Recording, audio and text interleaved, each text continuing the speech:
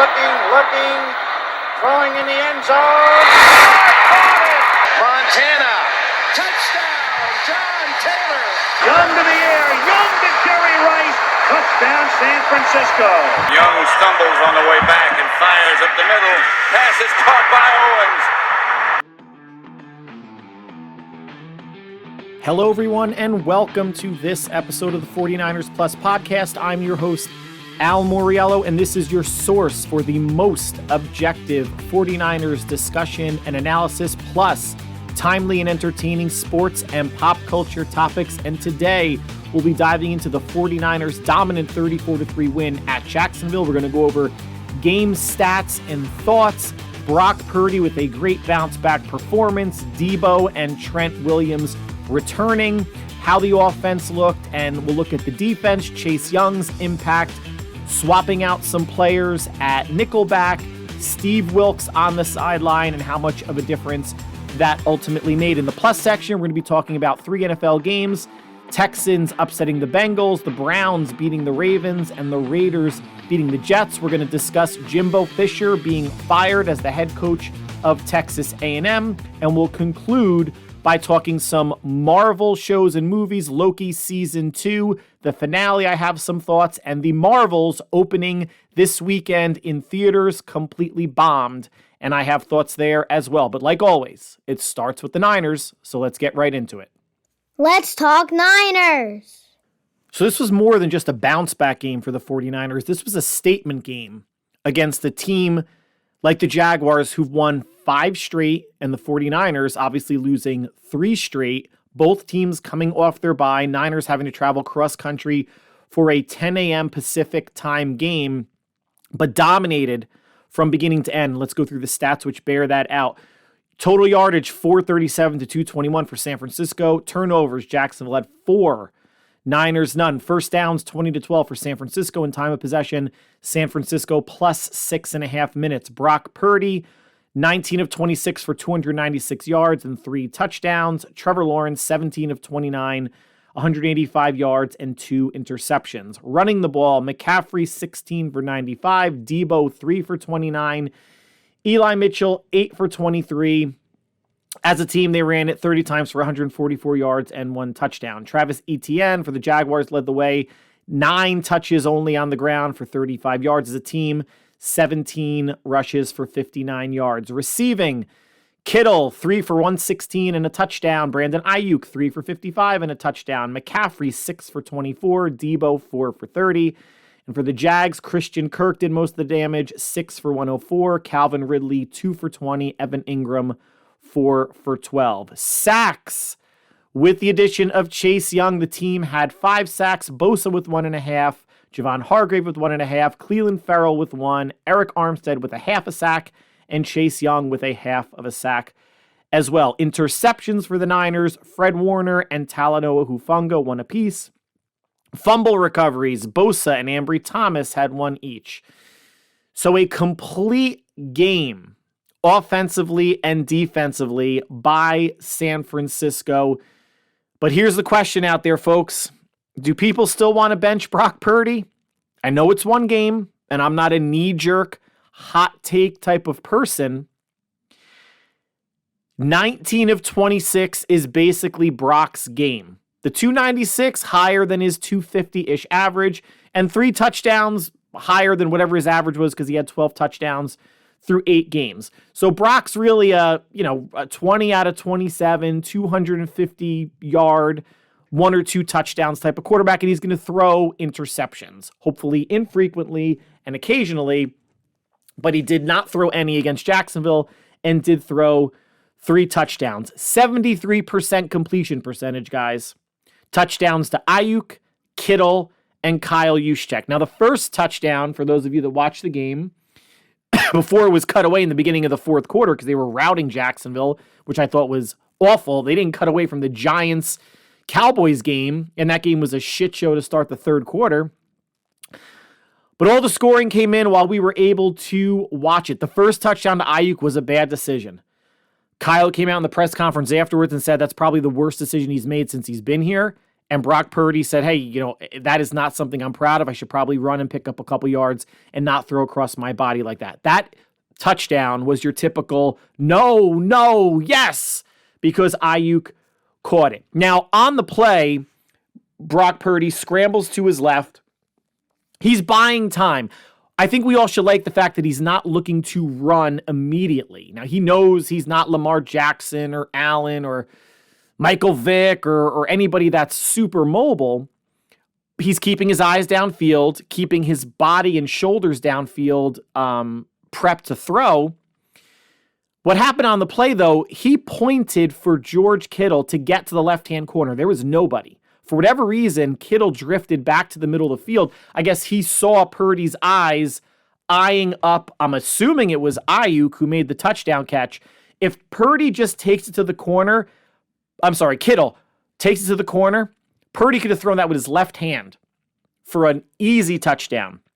Instead, Kittle drifts to the middle of the end zone where Ayuk was. Purdy was very lucky to come down with that ball. Purdy was pointing for Kittle to go in the left corner of the end zone. There was literally no one for 10 yards in any direction. Even the cheerleaders were 10 yards off by the stands. There was no human being around. Would have made it a lot easier. Those are plays that if Brock threw an interception there, say they still won the game 27-3, 27-10, people will be crucifying Brock for that decision. And that's a bad decision. That's a trying to do too much decision. Just pick up the 5 yards on the ground and slide. And if Kittle ran where he was supposed to, we wouldn't even be having this conversation. Do not force the ball, especially inside the 10. You got to learn from what happened against the Bengals, that flip pass that got batted and intercepted by, I think it was Jermaine Pratt, the linebacker. You can't do something like that when you're in the scoring zone. And even if it's a field goal, that's a gimme for Jake Moody. I know he's had some struggles this year, but that's a gimme 3. You can't take that off the board. Now, the next touchdown was to Kittle, and you've heard Darryl Johnson and others say Brock Purdy's pocket awareness is very good and pocket courage. He is standing in there. He didn't have much space to step into that pass to Kittle. He saw Kittle one-on-one, gave Kittle a chance down the sideline. Kittle makes the reception for the touchdown. That is more Brock than Kittle. That's more Brock than the line. The line did an okay job, but the pocket was completely pushed in his face and around his sides, and he still stood and delivered and made that throw. And his final touchdown to Juszczyk, over the middle, went through his progressions. Juszczyk catches it, takes a good shot, but falls into the end zone for his final touchdown. So Brock did it every which way.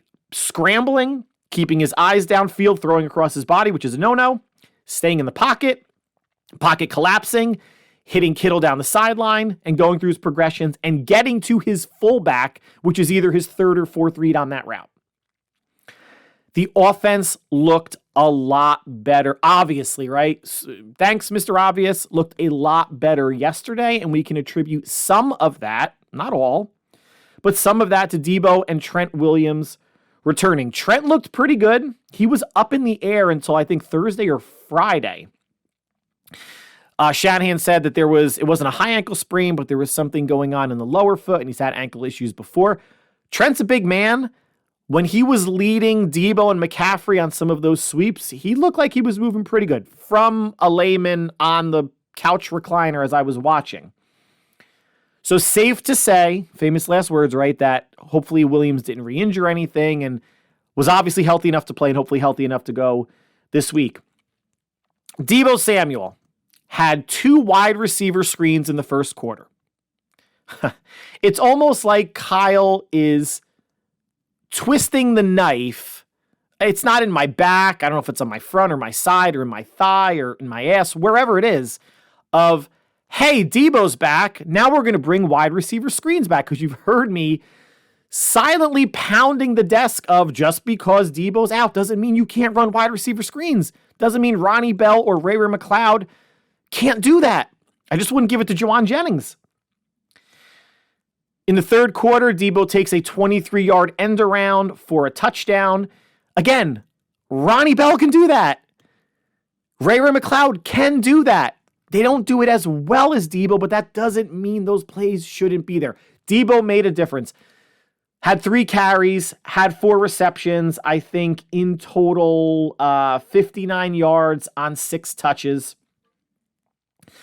Deebo Samuel got a carry before a running back not named Christian McCaffrey.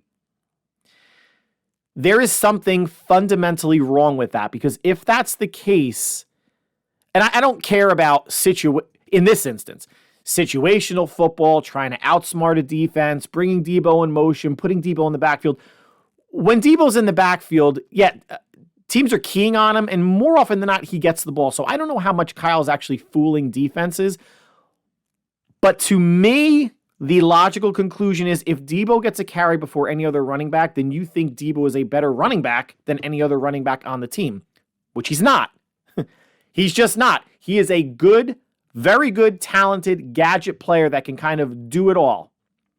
But it's almost like a jack of all trades is a master of none, right? Ayuk is the better wide receiver. McCaffrey is the better running back.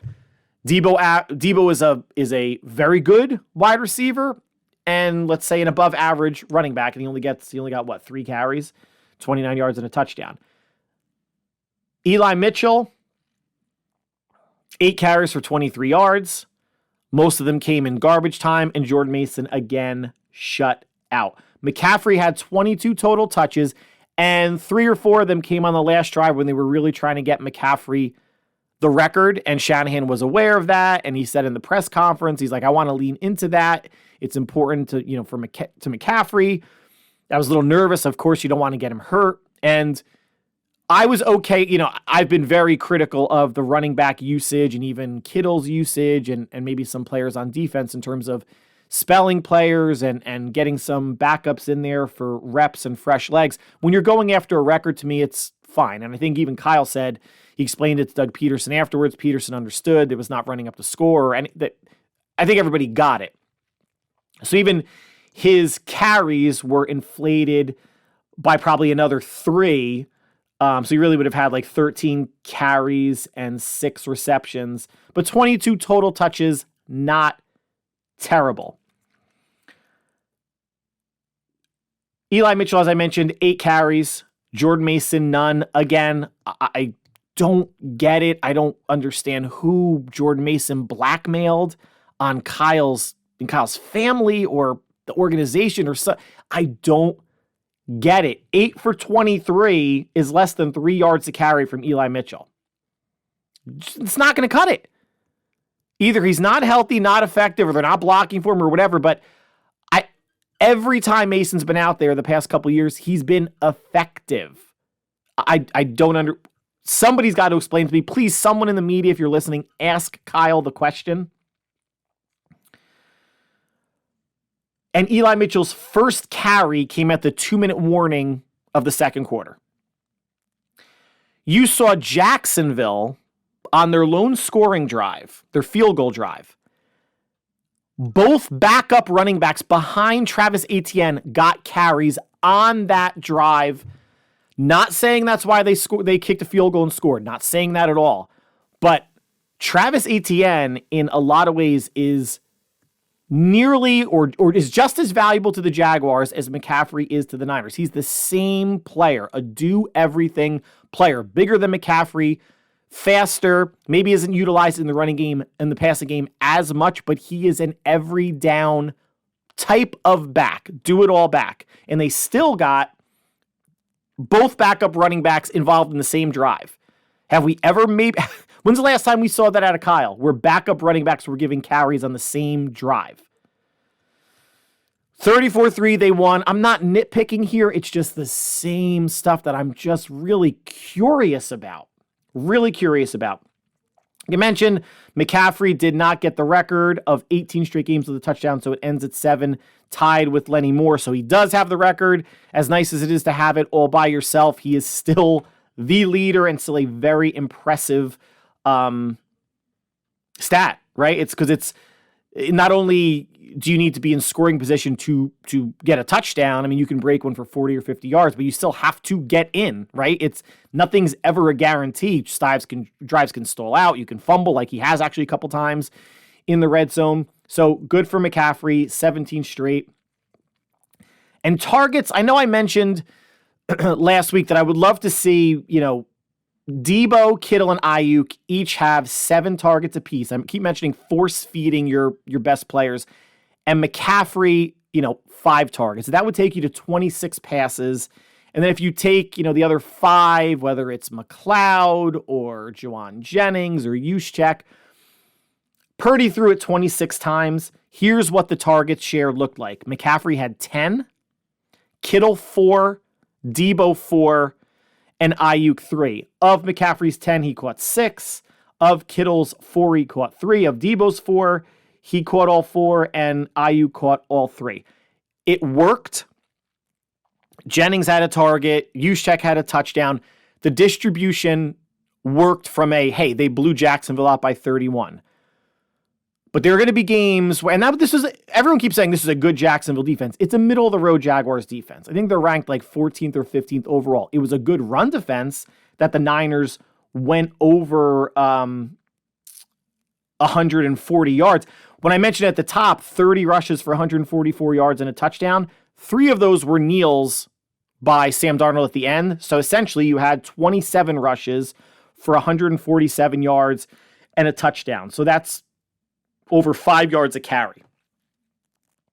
Got to the 30 with 3 kneel downs, but that's, again, the Niners need to live in that close to 30 range to provide balance with the 26 passes that Purdy had. Again, going back to targets, McCaffrey's always going to get his in the passing game, but I think there's something to be said for really, I hate to say the word forcing it or force feeding it, but getting your playmakers involved as much as possible. Yes, and I know the Niners have, a lot of them. But Deebo should always be at maybe, let me bump it down, at least 6 targets. Ayuk at least 6. Kittle at least 6. Doesn't necessarily guarantee a win, nor does 30 rushes. But I think when you're targeting your better players versus a Jennings or a McLeod or a Juszczyk, or forget any other tight end. Let's just stop the discussion right there.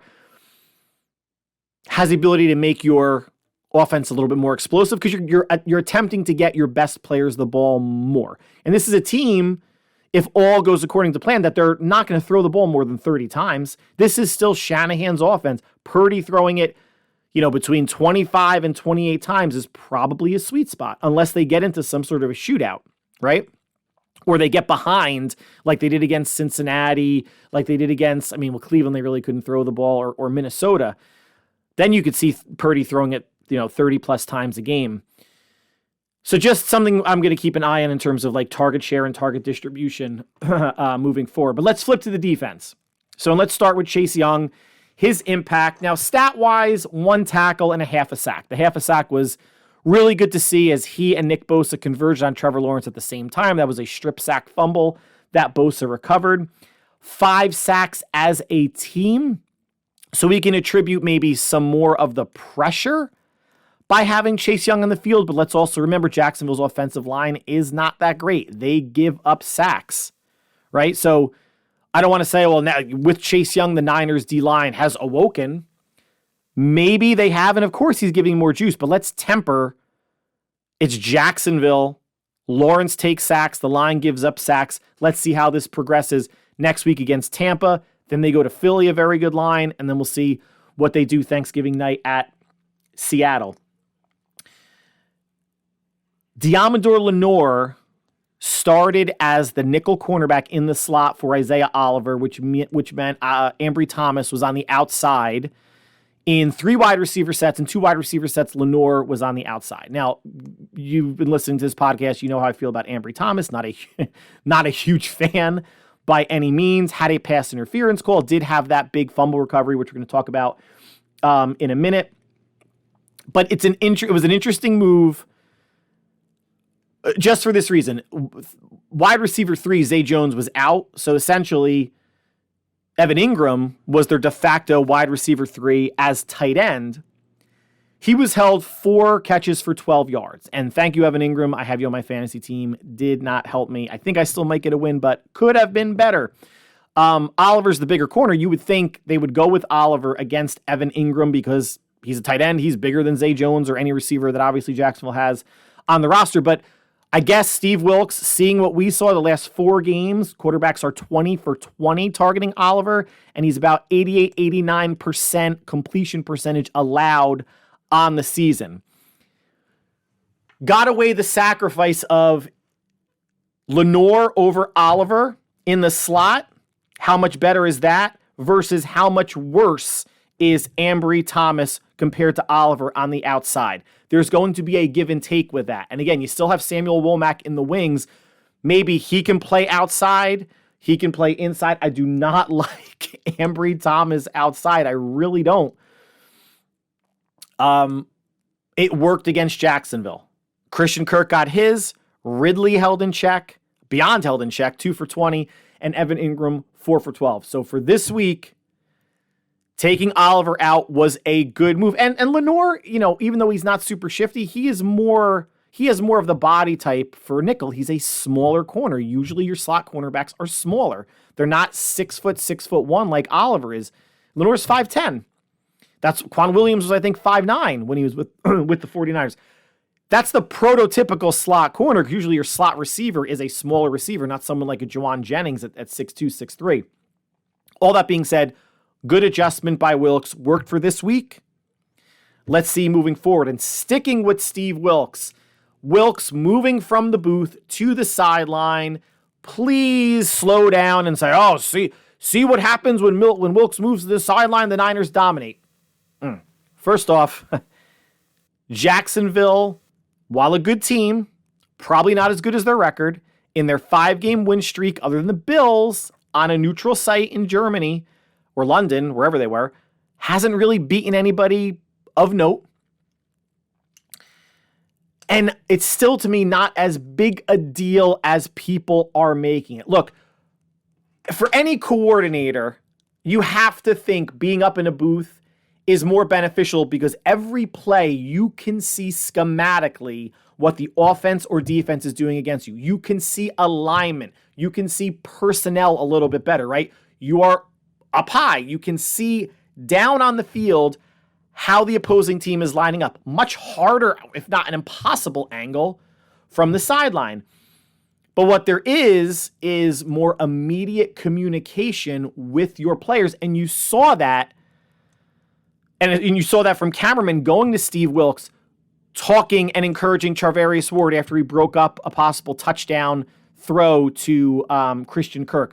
Ambry Thomas after the fumble, after he broke up a play.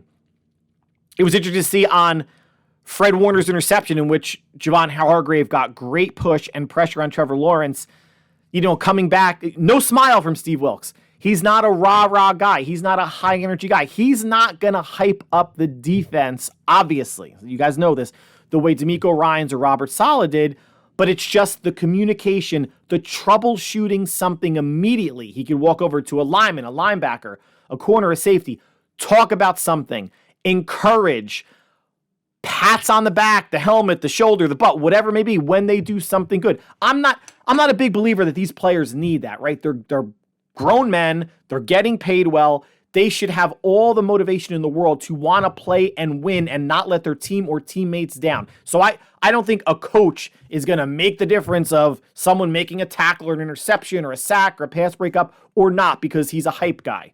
Your defensive lineman should be hyping you up. Your linebacker cohort should be hyping you up. And same with your secondary or your team or your unit as a whole. One game, it was a statement game, but I'm not going to make a big deal at all of Wilks moving to the sideline. And that Ambry Thomas fumble recovery that didn't count, it was the right call. Kyle Shanahan, among others, rookies Jair Brown and D. Winters were on the field. It really did look like that the play was over. When he recovered it, Talanoa Hufanga was out of bounds. He was touching Ambry Thomas. I didn't specifically know the rule. I thought, okay, play's over. He's being touched by a player out of bounds. I forget the reasoning why it didn't count in that aspect. Ambry Thomas scored. taken back, and the official call was unsportsmanlike conduct. I'm just going to leave with this thought. And the Niners scored on that drive anyway, so in a way it was a wash. But heads up play by Ambry Thomas. And Kyle Shanahan was off the bench also on the field. Every good learning lesson moving forward. They're considering that unsportsmanlike conduct a dead ball foul, which is weird because the ball wasn't dead. A dead ball foul is once the whistle blows, the ball's dead, the play's over.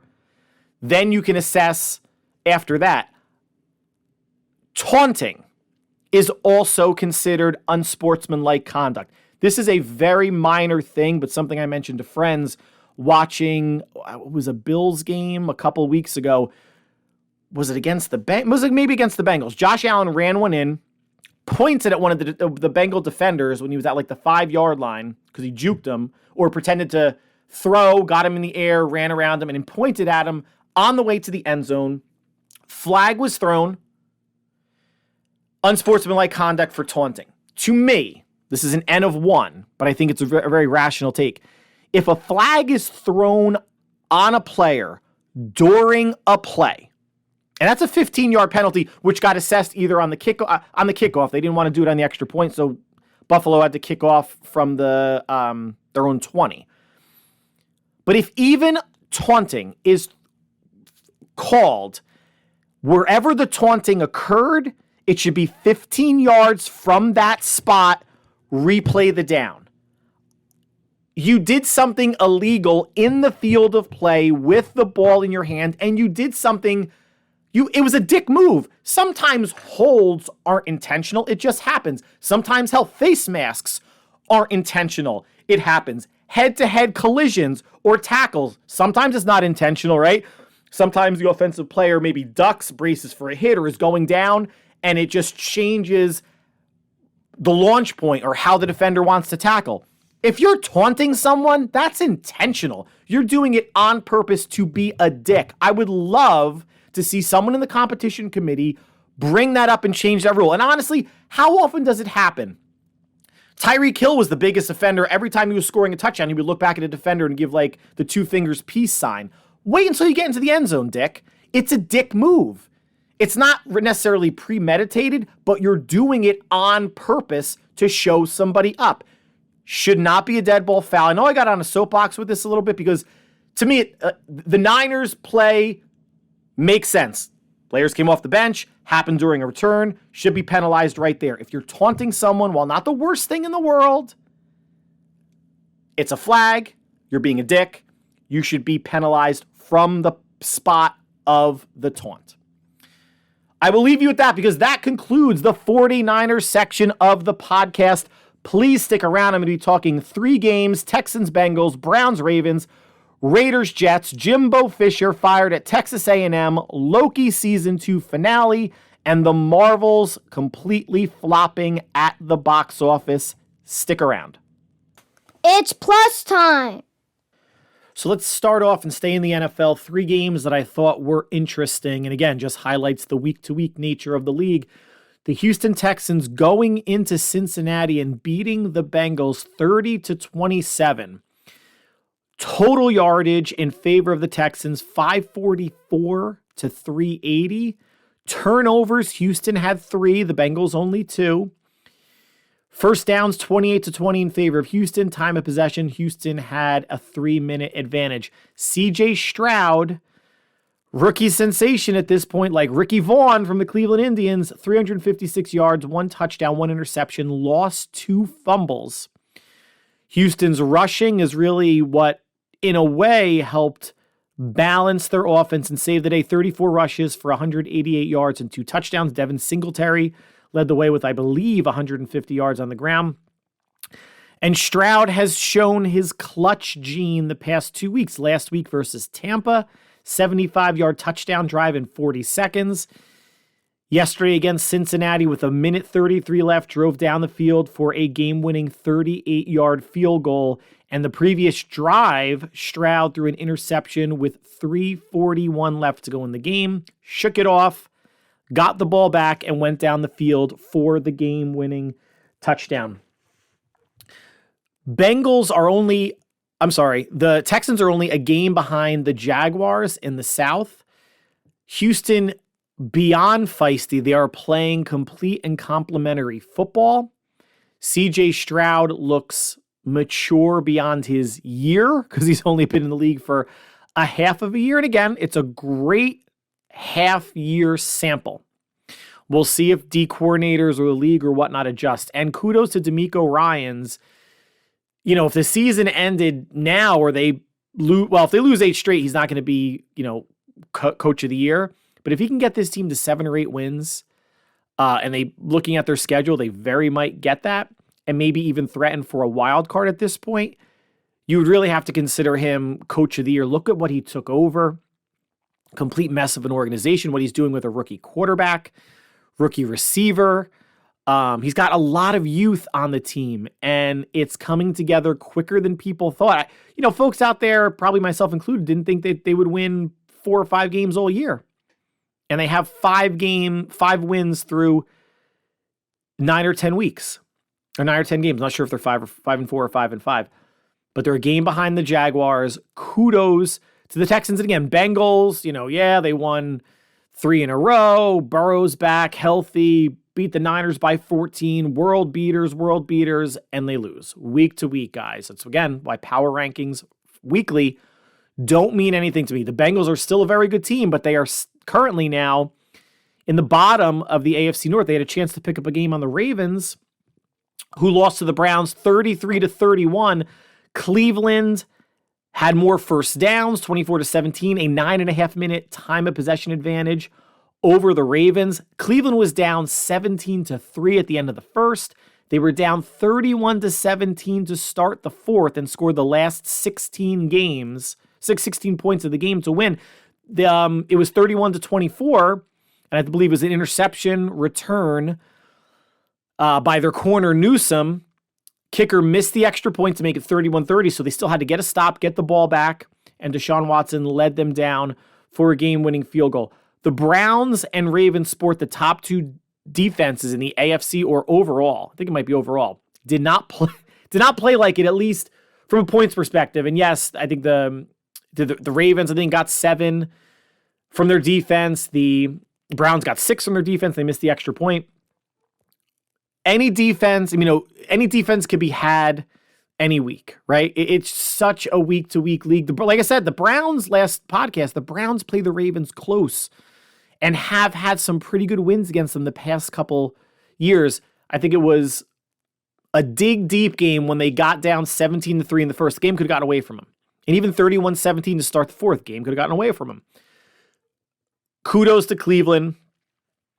And now they also are a game behind the Ravens in the North, as are the Steelers. Lastly, the third game I want to talk about, nationally televised Sunday nighter, the Raiders beat the Jets 16-12. Another touchdownless game for the Jets, who now have 8 total touchdowns in 9 total games. Yards, Jets outgained the Raiders 365-274. Turnovers, the Raiders actually had 2. The Jets had 1. You would think with that Jets defense, with Aiden O'Connell, rookie quarterback, starting again for the Raiders, that would be enough for the Jets. And Zach Wilson, 263, 1 touchdown, or 1 interception. No touchdowns, of course. And O'Connell went 153, 1 touchdown, 1 interception. Jets could not run the ball. Zach Wilson was their leading rusher, 4 for 54, and obviously they were just broken play scrambles. Breece Hall, 13 rushes for 28 yards. Dalvin Cook, 4 for 26. The flip side, the Raiders, Josh Jacobs went 27 rushes for 116 yards. The difference in this game is the Raiders had an identity. They wanted to go back to leaning on Josh Jacobs like they did last year when he was the leading rusher in the NFL. Antonio Pierce as the interim head coach. Granted, he was a linebacker, defensive guy, but hard-nosed, blue-collar, wants to get back to giving it to one of his best players. It was not working with Jimmy at quarterback and Josh McDaniels calling the plays. Josh McDaniels dialed up runs on a league-low 35% of offensive plays before Antonio Pierce came in as the interim head coach. The Raiders have won their last 2 games.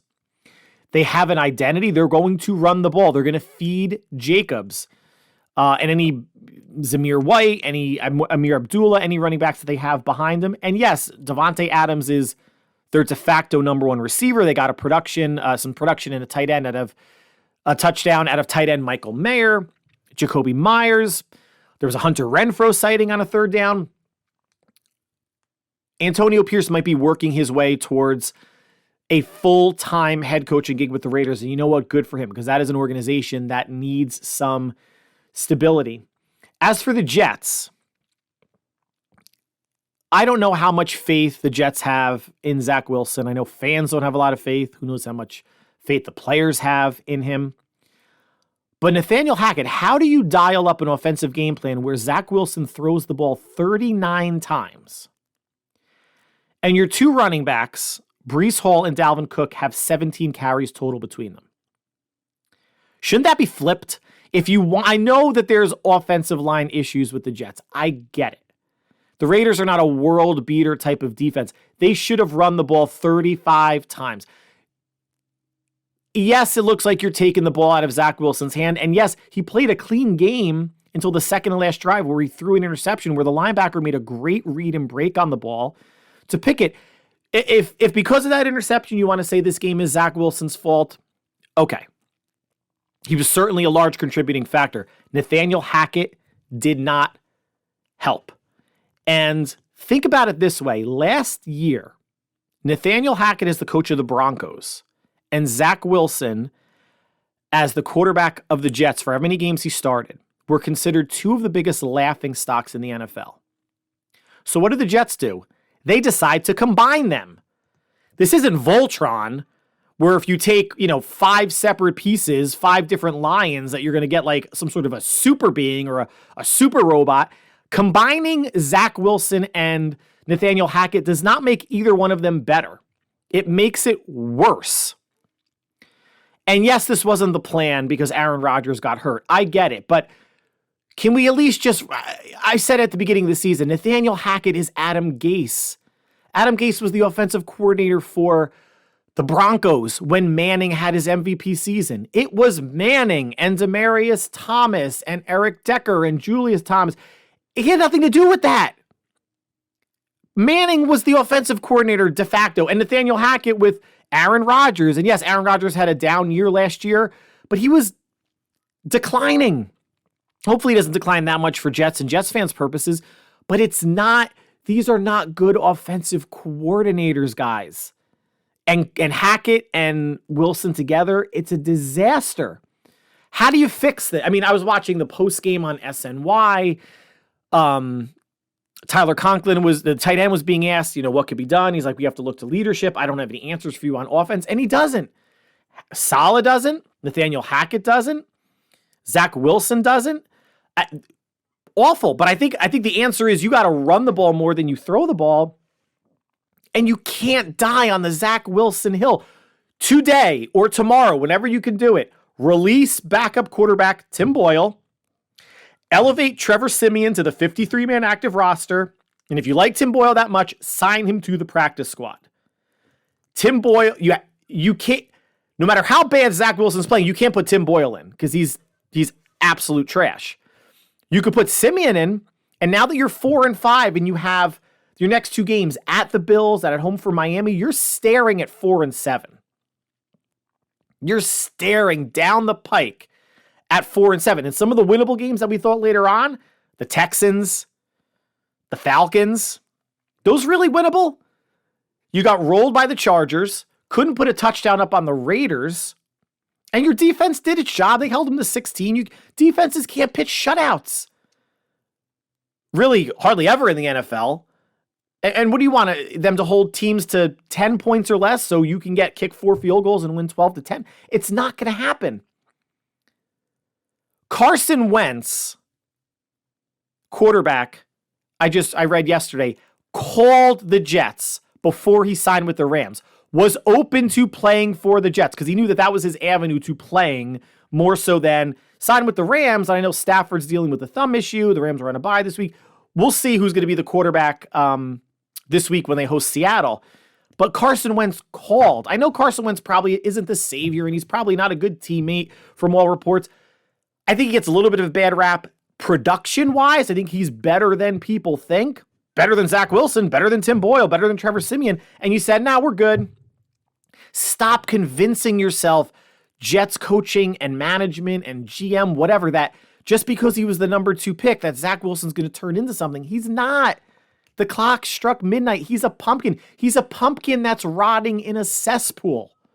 And the Acme hammer from Looney Tunes is crashing down on that pumpkin as we speak. Could have traded for Josh Dobbs in the beginning of the season or with Arizona. Again, you said, nah, we're good. And all the Vikings did was they gave a 6th round pick for Josh Dobbs and a 7th round pick from the Cardinals. And in 2 weeks, he's only been with the Vikings for 13 days, 2 wins, and has looked better in those 2 games than any 2 games of Zach Wilson's career. And Zach Wilson has been with the team for 3 off seasons. Why are you dying on this hill? Is it Woody Johnson?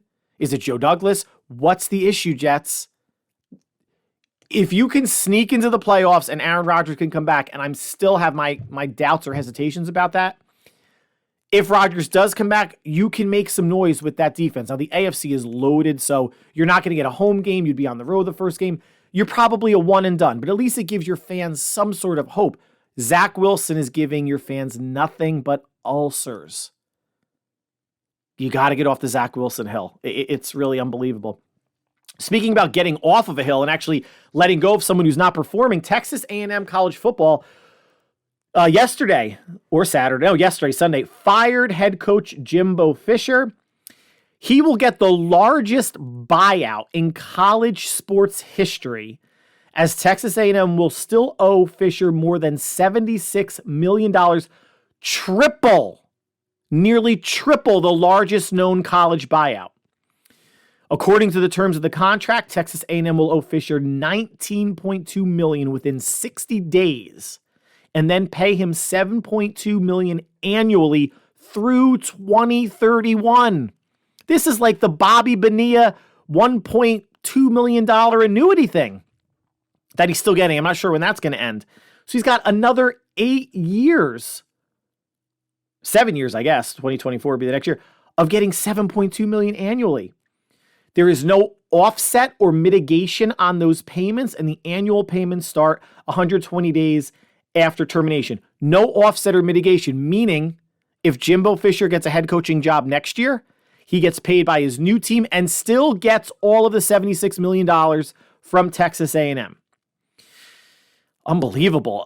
Fisher was 45-25 in his 6 seasons at College Station. He signed a 10-year contract with $95 million guaranteed in 2021, 2 years ago. Oops. And that deal was given in part because of the potential of Fisher leaving for LSU. That's when Brian Kelly signed with LSU, and he got a comparable deal, so Texas A&M wanted to keep him. Since winning the Orange Bowl and finishing number 4 in the AP poll in 2020 with A&M, the school has gone 19-15. They have not won the SEC West or played in the college football playoff during Fisher's tenure. I didn't realize this. Texas A&M has been with the SEC since 2012, 11 seasons. I thought it was maybe 5 years. It's just amazing how quickly time goes by. They have never won their West Division, never played in the SEC title game. The school's only 10-plus win season in the SEC came during 2012 when they finished 4th. They didn't finish 4th in 2012, although A&M did go 9-1 during the pandemic-shortened 2020 season. Texas A&M last won a conference championship back in 1998, 25 years ago, a quarter century ago, a generation ago, when it played in the Big 12. Since joining the SEC again in 2012, A&M has finished the season unranked 7 times. In the last 25 years, since winning the Big 12 or winning the Big 12 Conference Championship, they have finished unranked 19 out of 25 seasons. Now, the athletic director said that this move was made because they're stuck in neutral. They should be on the map nationally. They're a nationally recognized program. They deserve better, etc. No, you don't, and no, you're not. If anyone at Texas A&M, employed, students, or alumni, thinks that Texas A&M is a blue blood college football school, then it's the lightest shade of blue imaginable. Either cyan, sky blue, or probably most appropriately, baby blue. Texas A&M is a big name, irrelevant program. And this, paying out, not a lot of schools out there can pay out $76 million for no reason, which is why I think any of us that get donations or envelopes in the mail from our universities asking for gifts should be like, no, you're good. I'm sure your coffers are stuffed to the brims without any of us contributing even more to you, university or college. Now, granted, D1 school is different than D2, D3, et cetera, with the amount that athletics brings in, but Texas A&M did this to themselves. They left the Big 12, which is a conference that they still couldn't compete with Oklahoma and Texas, and Oklahoma State is a pretty good team. I'm blanking on any other decent team. I know Kansas is there, and TCU is, or was. I'm not even sure where TCU is anymore. But they left that conference for the money and notoriety that comes with playing in the SEC. But this team can't hang with Alabama, can't hang with LSU. We'll have problems with Tennessee. And oh, by the way, Oklahoma and Texas next year or 2025 are coming to the SEC. So that buries you even further. You're a big name, middling program. Just accept it. You haven't won a championship since 1939. What is that, 84 years? You're a nobody school in comparison to the really big names. The Ohio States, the Michigans, the Georgia, Alabama, LSU, Tennessee to a certain degree, although they haven't won a championship in 25 years. But 25 years is better than 84 years. Clemson recently. Florida State's had a resurgence. Miami to a certain degree. Anybody in the defunct Pac-12, USC, Oregon, Washington, hell, Oregon State. Texas A&M, I know that everything is bigger in Texas, but so is the disappointment. And so is the hyperbole or the believing in yourself. I don't want to say you're a trash program. If you think on a scale of 1 to 10 that you're an 8 or 9, you're really a 5, maybe a 6 on a good day. You are the fat chick that when it's closing time at the bar, you are the chick that some guys look like and say, well, I guess you'll do.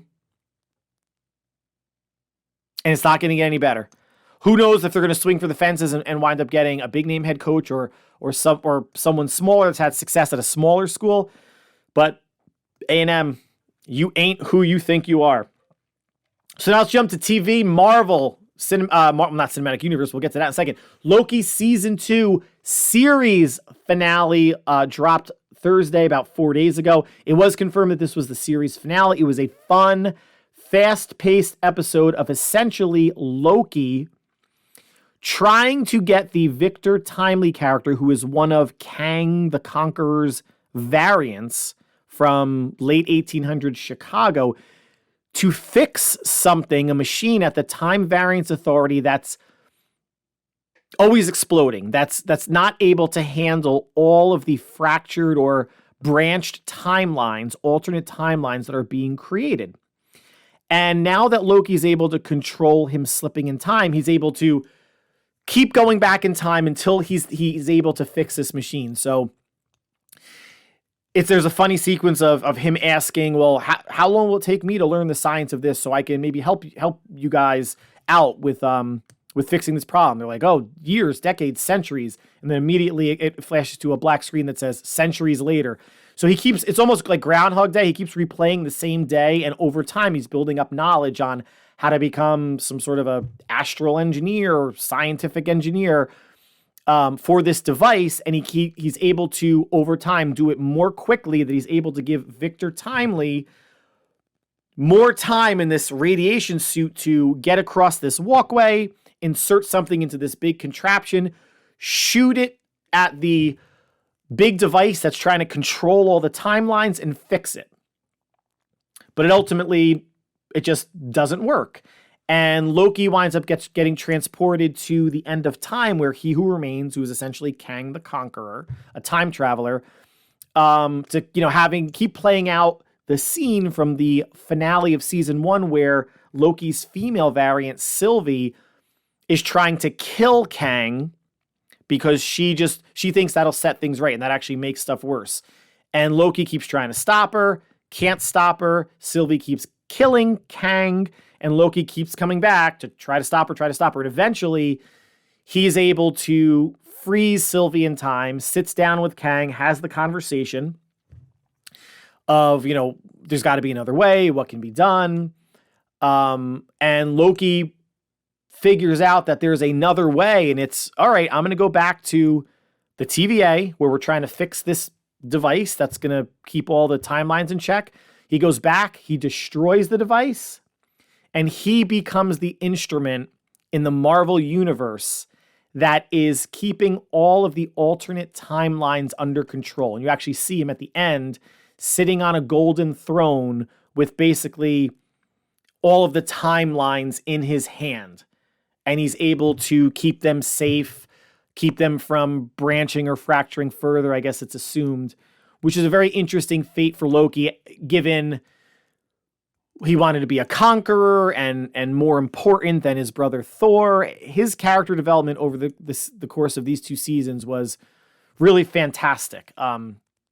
Gaining friends, wanting to protect them, and actually making this ultimate selfless act to conclude the series. And he's always said that, that his name is Loki and he is burdened with glorious purpose. And his actual glorious purpose is to be the keeper of all time, or all timelines. Solitary, he's just sitting there kind of holding them. He's like a master puppeteer. And I think what was really interesting leading up to this was he jumped back in time to basically the first episode of season 1, where he's sitting down having a conversation with Mobius, Owen Wilson, who works at the Time Variance Authority. And he was asking him questions about, what did you do previously? And just getting a little bit more background information. He was just trying to figure out if Mobius could help him figure out what to do. And Mobius has a nice phrase after Loki says, I'm burdened with glorious purpose. And Mobius' response is, well, Loki, most purpose is more burden than glory, which I think is kind of true for a lot of us and a lot of aspects in life. And Loki's purpose was a burden to keep the timeline safe, but it was also glorious in a way that he becomes not necessarily an anti-hero, but a sympathetic figure based on where he started out in 2012's first Avengers movie. And Tom Hiddleston, who plays Loki, says this is really an end to the character. It's someone that he's been playing for 14 years, I guess, in terms of the development of the first Avengers movie. But he's there, and if anyone wants to revisit the Loki character, and what's weird in a way is the next Marvel movie that comes out is Deadpool 3, and that's sort of part of the Marvel Cinematic Universe, but it's not part of this multiversal cinema phase that Marvel is going through. The next Avengers movie doesn't come out till 2025, which I think is titled The Kang Dynasty. So not that Avengers movie is a direct sequel to this Loki series finale, but there will be some relatability to it. But it's 2 years away, which is a little odd. But Loki, if you haven't checked it out, 2 seasons, 6 episodes each. Season 2 got identical 81% Rotten Tomato scores for critics and users alike. Well done series. Sad to see it ends. It was just something to look forward to on Thursday and was really well done. And lastly, let's just talk about movies. Movie singular. The latest Marvel movie, The Marvels, opened this weekend to a wildly disappointing $47 million domestic opening weekend, the lowest in Marvel Cinematic Universe history. And we're talking a franchise that has 30 plus movies. It did pick up $63 million overseas for $110 million opening weekend worldwide cum. But let's not gloss over the fact that the Marvels opening up with $47 million was less than The Flash earlier this year, opening up with $55 million domestically. And that movie got lambasted.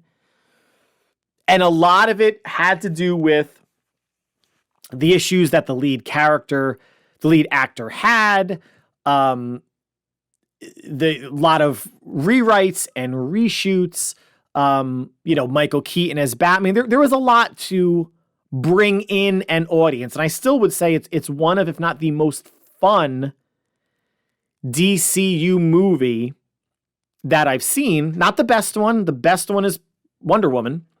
But I think this is that was the most fun movie.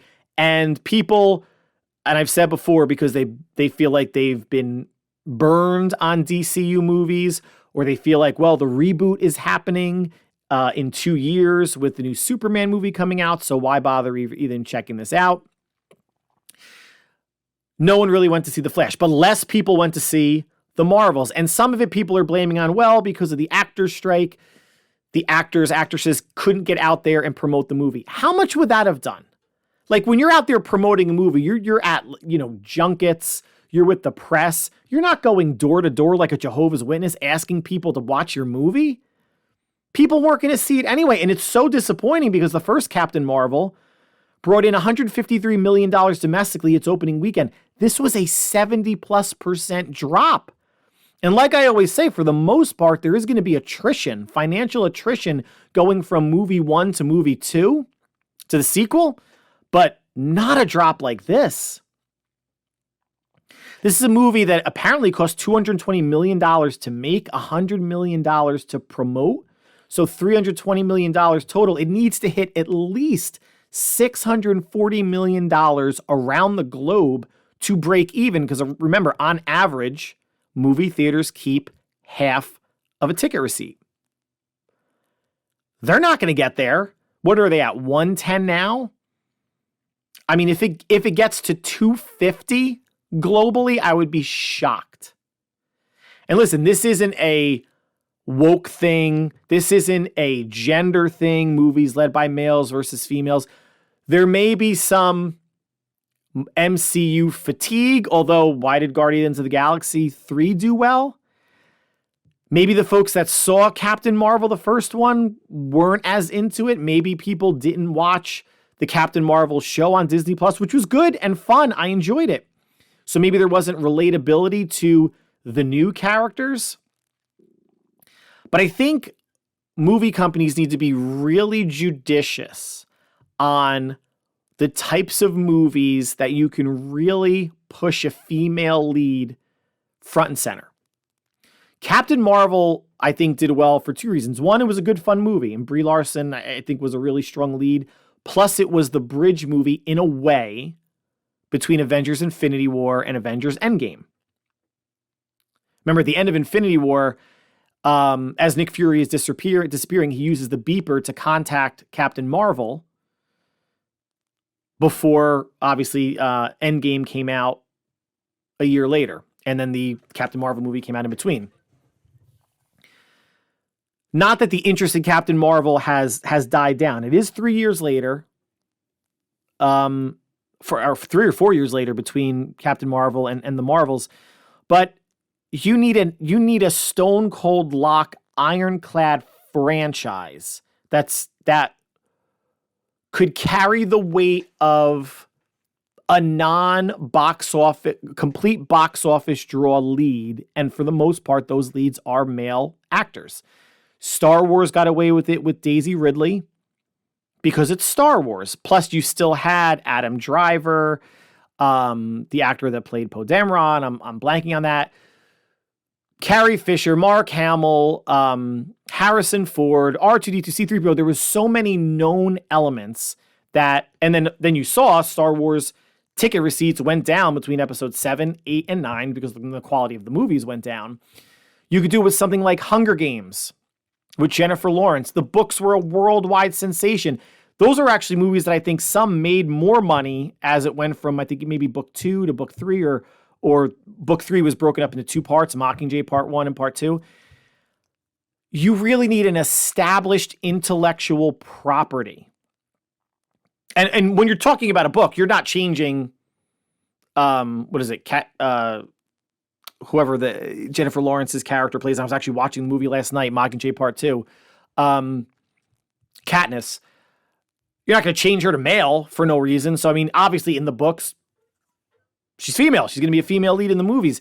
But I think you just need to be careful when actually crafting up new stories, new movies, especially for cinema, on who you're going to bank is going to be your lead. And I'm not saying, I'm not gloating. I'm not saying anything other than just what's obvious, right? Like it just, if Captain Marvel was 3 male characters, would it have done slightly better? I hate to be the asshole, but I think so. And I know you're thinking it. And some people don't want to say it, but I know you're probably thinking it. And if you weren't thinking it before, I'd put that thought into your head. But I think Marvel has a bigger issue where there's a lot of movies have come out. There hasn't been anything super different in any of these movies. What's coming out next, there's going to be a new Captain America movie, but played by the actor who played Falcon. We'll see how that resonates. The next one is in 2025. I'm not even sure what's on the docket in between, then and now. I haven't really checked the MCU release calendar. But hopefully the Marvels, picks up. Hopefully there's, better word of mouth than some of the cinema scores. I think got about a 60 Rotten Tomatoes score from critics. I'm not sure what the audience score is. Doesn't mean that you should be not making these movies, right? I'm not saying, let's just kind of lay it out there. I'm not saying you should not be making movies with female leads in terms of sci-fi, fantasy, comic books, whatever. Comic book movies obviously cost a lot to make. Special effects, Brie Larson's paycheck, and others. I'm not even sure who the second biggest name would be on there that would have garnered a large paycheck, but just basically visual effects is what's most of the production costs, and obviously how much to produce. If you're going to do this, though, it can't cost $220 to make. It has to cost $110 to make, or $100 million to make. And then promoting, knock that down 20-30%. Say $80 million to promote. So $180 million means it needs to make $360 globally to break even, which it still won't.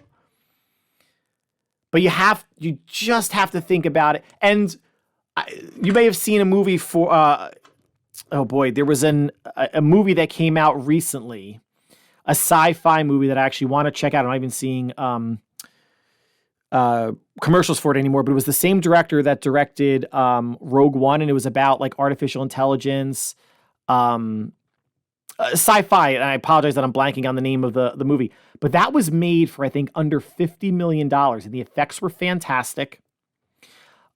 I think they knew that this wasn't going to be, it wasn't going to be a huge movie, and I don't think it, made a ton of money anyway. But there's ways you could be judicious and not just have this big bloated budget and spend on special effects and constant reshoots, et cetera, and you lose a crap ton of money in the process. Work harder, be smarter, be more judicious with things, and really put the effort in. Just because you're slapping Marvel on something doesn't mean people are going to come.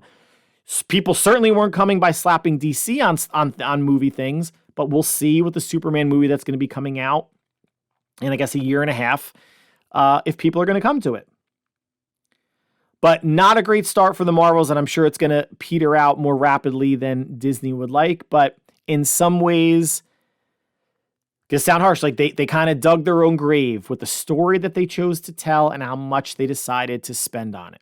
Hope I'm wrong. Hopefully this has a bounce back, and hopefully any similar type movies moving forward perform better, but it's starting to be a trend. So that concludes the podcast for today. Like always, I want to thank you for taking time out of your busy schedule to make us part of your listening routine.